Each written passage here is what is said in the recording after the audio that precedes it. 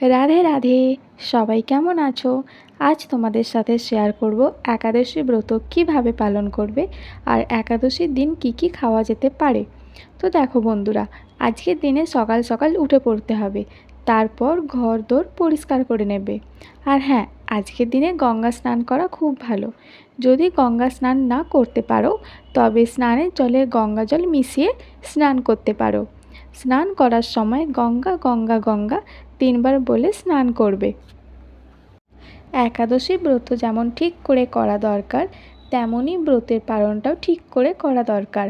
ব্রতের পালন ঠিক সময় না করলে একাদশী ব্রতের ফল পাওয়া যায় না। এই একাদশী মাসের 2টো পাওয়া যায়, তো আমাদের অবশ্যই সকলের একাদশী পালন করা দরকার। তো আমি এখানে স্নান করে চলে এসেছি। আজকের ভিডিওটি যদি তোমাদের ভালো লাগে তাহলে লাইক সাবস্ক্রাইব করে দিও। তুলসী মায়ের দর্শন করে নাও। আর যাদের বাস্তুদোষ থাকে তাদের ফাঁকা জায়গাতে তুলসী মঞ্জুর করা দরকার। এইখান থেকেই আমি আমার প্রভুর জন্য নয়নতারা ফুল, অপরাজিতা ফুল নিই। এই দেখো পুদিনা, তোমরাও পুদিনা পাতা খাবে। পুদিনা সপ্তাহে 2বার খেলে লিভার ভালো থাকে। আজ আকাশ মেঘলা ছিল বলে সূর্য মামার দর্শন দেরিতে পাওয়া গেছে।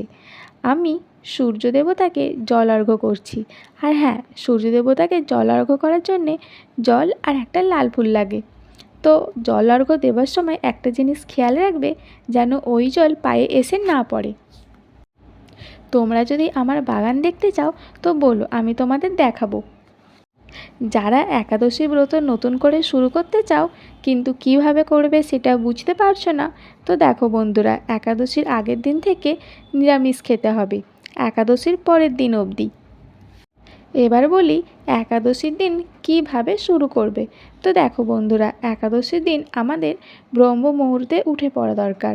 ব্রহ্ম মুহূর্তে স্নান করে তারপর বাড়িতে যদি লাড্ডু গোপাল থাকে তাহলে লাড্ডু গোপালের পুজো করার সময় সংকল্প নিতে হবে। প্রভুকে জানাতে হবে, প্রভু আমি তোমার ব্রত পালন করছি, তুমি আমার পাশে থেকো, আমি যেন ঠিকঠাকভাবে তোমার ব্রত সম্পূর্ণ পালন করতে পারি। এই দিন লাড্ডু গোপালকে পঞ্চামৃত দিয়ে স্নান করাতে পারো। যদি না সম্ভব হয় তাহলে নর্মাল জলের সাথে তুলসী পাতা দিয়ে গোপালকে স্নান করাতে পারো। গঙ্গা জল দিয়ে গোপালকে স্নান করাবে না। যাদের বাড়িতে লাড্ডু গোপাল নেই তারা প্রভু নারায়ণ অথবা প্রভু কৃষ্ণের পিকচার থাকলেও হবে। তোমরা সেদিন একটা পরিষ্কার কাপড় পেতে প্রভুকে বসাবে, তারপর প্রভুর পছন্দের ফুল দেবে।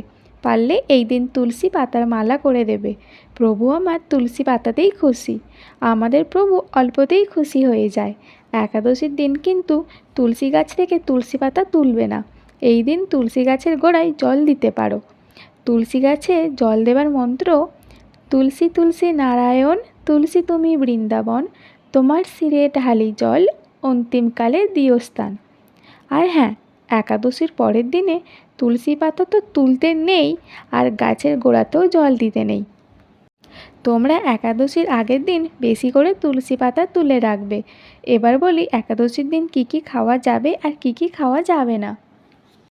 তো দেখো বন্ধুরা, যাদের মনে হবে শরীর ঠিক আছে, নির্জলা উপবাস করতে পারবে তারা করবে।